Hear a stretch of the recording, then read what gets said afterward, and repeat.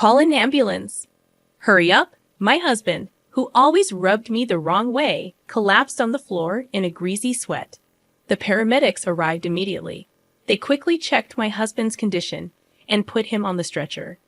Then they said to me, "Are you his wife, aren't you? Could you come with us to the hospital?" My husband was placed on the stretcher, and he looked at me with pleading eyes. I met his gaze squarely. "No, I will not," I said firmly, with no hesitation. "What?" My husband's voice came out as if he had lost his mind. "This man is a stranger, so I am not coming. Please take care of the rest." "Wait, Lydia, what?" "Wait." I then confronted my husband with something I had been carrying in my pocket for the past few days. The moment he saw it, his face turned even paler. "How dare you treat me like a slave all these years? This is my revenge. I will never forgive you. My name is Lydia. I'm a 36-year-old housewife, living in a rented apartment with my husband, Caleb. I was introduced to Caleb by a colleague at work when I was still employed full-time. Despite being more of an introvert, I occasionally attended parties, invited by my colleague who had many friends. One day, I reluctantly agreed to join a barbecue with his friends. There, I met Caleb. Surprisingly, we connected instantly despite my initial reservations. Caleb, the outdoorsy type, turned out to be sociable and humorous. We exchanged contact information, went out for dinner and shopping, and eventually started dating. After several years of dating, Caleb proposed, and we got married. Caleb had always been kind, taking me out of my indoor lifestyle. However, over the past few years, he started to do and say things that made me feel a little uncomfortable. I quit my job and became a housewife because Caleb himself wanted me to. However, he often made sarcastic remarks about it. For example, when I got sick and was late cooking dinner, he would say, "Lydia, why isn't my dinner ready yet?" "Hi, sorry, I was sick today. I had a rest earlier, and I couldn't get up. Can you go take a bath first?" He would reply, "Huh? What's that? You're a housewife. You should at least take care of the meal." Caleb never seemed to worry about my health, which made me very sad. Another time, I mentioned a reunion in my hometown, saying, "Hey, Caleb, there's a reunion coming up in my hometown. I'll finish my chores, so can I go?" He would simply respond with, "Suit yourself." Well, being a stay-at-home wife is great, you know. I envy you, Lydia. You get to play around with the money your husband makes. Although Caleb was usually really nice to me, carrying my purse and bringing me flowers after work, there were times when he acted like a jerk. I even thought maybe he wanted me to work, so I suggested taking a part-time job. However, Caleb insisted that was not the case, and in the end, I remained a full-time housewife. One day, one of Caleb's relatives called me out of the blue. I picked up the phone feeling a little defensive. The relative on the other end of the line called my name in a panic, "Lydia. Caleb's mother has collapsed." I froze at the unexpected words. According to my relative, she had gone to visit my mother-in-law a few hours earlier and found her lying in the yard. An ambulance had rushed to the scene and taken my mother-in-law to a general hospital. In a panic, I ran out of the house and arrived at the hospital. I was told that her condition was still unpredictable. As we discussed this, Caleb came running in out of breath. We moved to the hospital room to check on my mother-in-law, who was sleeping in bed. Her body was covered with various tubes, and it was painful to watch. "Mom," my husband called out to her, but she did not respond. Caleb stayed in the hospital room for the rest of the day, and I decided to go home to gather everything needed for the hospital stay. After a while, my mother-in-law recovered enough to sit up by herself. However, it was difficult to do anything without someone's help.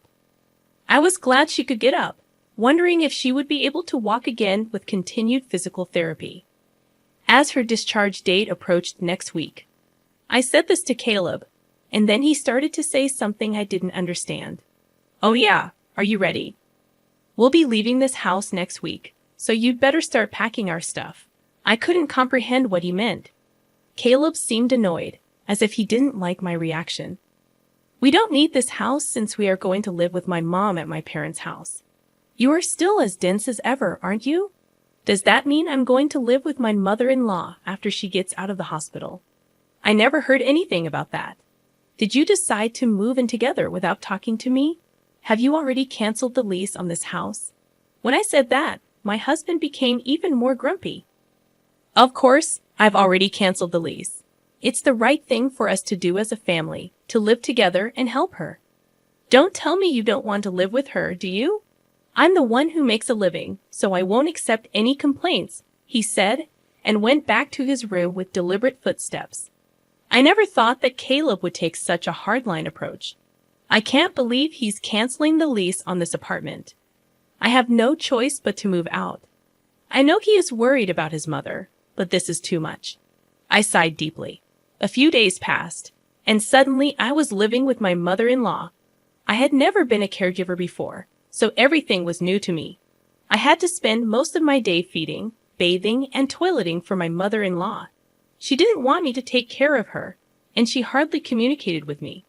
Furthermore, when I tried to talk to her, she would hide in bed, saying she was in pain. When my mother-in-law was healthy, we didn't have a bad relationship. In fact, we sometimes exchanged delicious-looking snacks we found at the department store. Perhaps she was too frail to care for others. On the other hand, my husband Caleb, who had forced us to move in together, rarely came home. After work, he would go out for drinks and come home in the morning. Even on his days off, he would find some reason to go out. When he came home, all he did was play video games in his room. I decided to talk to Caleb while he was playing games. I know you can't avoid working overtime or drinking with your colleagues, but can't you at least help me take care of your mother when you're at home? Or I would like you to help me with the housework. I said this, and Caleb replied without looking away from the screen. What are you being so naive about? Housework and caregiving are both your jobs. I'm tired from working, you know. Oh, I'm almost out of coffee. Go make me some and clean this room, okay? And oh, take these to the dry cleaner. I need them by Wednesday. My husband spoke one-sidedly and threw his work clothes at me. This time I was annoyed and retorted, "That's enough. I've been doing housework and taking care of your mother every day for the past month without a break. Why can't you at least help me a little?" Caleb then slammed the game controller down on the desk, stood up with a mighty thud, and said, "How dare you talk to me like that? Who do you think you owe your livelihood to? If you have a problem with me, then get out. Come on, get yourself together and get out." Well, I feel sorry for my mom. She's going to be left alone without anyone to take care of her. That being said, I couldn't say a word. It's true. I only have a little money saved up, and I can't leave my mother-in-law, who can't do anything for herself. Holding back my emotions, I picked up his suit and left the room. After about 6 months of such a difficult life, my mother-in-law suddenly passed away. I woke up in the morning and went to check on her like I always do. But that day, she was no longer breathing. I called an ambulance and took her to the hospital, but it was too late. Caleb was in tears and sad. I don't know why, but I couldn't cry. I felt cold when I saw Caleb crying. Without hesitation, I thought to myself, "You didn't do anything to help her." When I realized that I don't have to take care of her anymore, I felt a sense of relief. I felt guilty for feeling that way. Time passed so quickly. After the funeral, I suddenly realized that 2 weeks had passed since my mother-in-law was gone. It was time to organize her belongings. After my husband left for work, I started cleaning my mother-in-law's room. I put her favorite clothes and accessories into cardboard boxes one after another.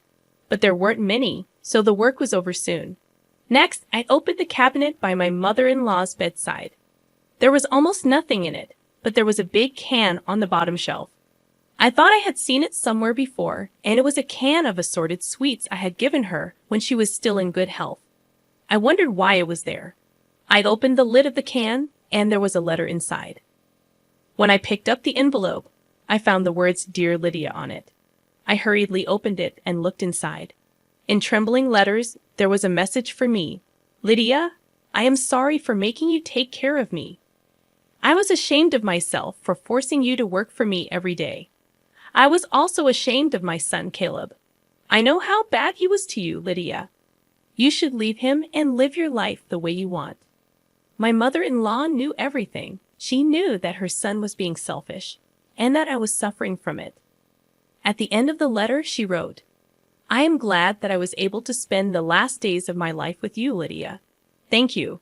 At that moment, I cried for the first time since my mother-in-law passed away. It was as if everything I had been holding back was flowing out of me. I cried and cried until my tears ran dry, and then I made up my mind. I would divorce my husband. 10 days have passed since I found the letter from my mother-in-law. My husband is still treating me like a slave. "Lydia, I'm missing one of my socks. Where is it?" "Oh, and take my car to the car wash today. You've got nothing to do, right?" "He's going out with his colleagues for golfing today." I guess he's completely forgotten about it, but today is our wedding anniversary. Well, I don't even care about it anymore. What are you going to do while I'm golfing? You can't just sit around, you know. You have to prepare dinner, clean my room, clean the bathroom. You have a lot to do. His arrogance left me speechless. "Hey, can you hear me? Bring me my sock and a jacket. Hurry up, or I'll be late." At that moment, Caleb fell to the floor, clutching his stomach. He was in pain and sweating. He told me to call an ambulance, as if he was trying to squeeze out the worst. I froze at the sadness of the situation, and my husband yelled at me, "Hurry up, you're really useless. Can't you even call an ambulance?" Hearing these words, I became strangely calm. Then I called 911, and within minutes, an ambulance arrived with paramedics. The paramedics quickly assessed Caleb's condition and placed him on a stretcher. As they put him on the stretcher, they said to me, "You're his wife, aren't you? Would you come with us to the hospital?" Caleb looked at me with pleading eyes as he was placed on the stretcher. I looked him right in the eye and said, "No, I will not." I said that firmly, with no hesitation. Caleb's voice came out as if he had lost his mind. "This man is a stranger, so I am not coming. Please take care of the rest." Then I confronted Caleb with something I had been carrying in my pocket for the past few days. The divorce papers that I was forced to sign when we had a fight a while ago. My husband had always told me that if I disobeyed him, he would serve me with the divorce papers. Caleb tried to snatch the divorce papers from me, but he couldn't seem to move due to the pain, so he had to lean back on the stretcher without any efforts. "Excuse me, but please leave now," I said. As I said this, the paramedics finally took my husband away in the ambulance. He must have looked like a poor husband whose wife had given him a divorce. He should be embarrassed. I watched the ambulance leave and then left the house. It took a long time, but the divorce papers were accepted, and the divorce was officially finalized. While Caleb was in the hospital for a week, I was busy packing my belongings and sending them to my parents' house. Then one day, I ran into Caleb when I was at the grocery store. "Lydia, please don't do this to me. You love me, don't you? Please don't leave me. I admit I've made some mistakes. You listened to me no matter what I said, so I just got carried away," he pleaded. The overbearing attitude he had a few months ago was gone, and he looked completely pathetic. "What are you talking about? The divorce is already finalized. It's too late for you to act so fragile. Go ahead, live your life as you please." He didn't really think that I was going to divorce him, and he looked quite shocked. His hands were shaking, and his face was turning pale. "Well, that's that then. Bye." It had been 6 months since Caleb and I had divorced. Caleb had once visited my parents' house, ringing the intercom and calling out my name so loudly that I had no choice but to see him. Sure enough, he wanted me to get back together with him. When I kept quiet, he began to reveal his current lifestyle to me. He can't cook because he forced me to do all the housework. He eats only TV dinners or eats out. And he has gained 10 pounds since the divorce. It's true that he put on a lot of fat on his face and stomach, noticeable at a glance. Additionally, he doesn't seem to understand how to do laundry. The shirts he wears are wrinkled and smell weird, making him look even filthier. I finally realized how great you have done, Lydia. If I don't do something, the people at the company won't like me, Caleb said, sobbing cheap tears. In other words, he wants to treat me like a servant again. There's no way I'm going back to that. No, never. If you make any more noise, I'll call the police, I warned him, treating him like a stranger. Caleb started to be afraid of the word police and left the house crying. I'm sure he wouldn't get involved anymore. I hope so. My ex-husband seemed to be leading a very inconvenient life. On the other hand, I was leading a fairly comfortable life. For a while, I stayed at my parents' house, but now I have a small apartment and live alone. My standard of living is much lower than when I lived with my ex-husband, but I still like this life where I can have my own time. I thought it would be difficult to get another job at my age, but a friend of mine happened to have a connection with someone who retired, and I was able to get a job to take her place. I feel so happy to be able to spend time and money only on myself, without anyone telling me what to do. From now on, I want to take care of myself at my own pace.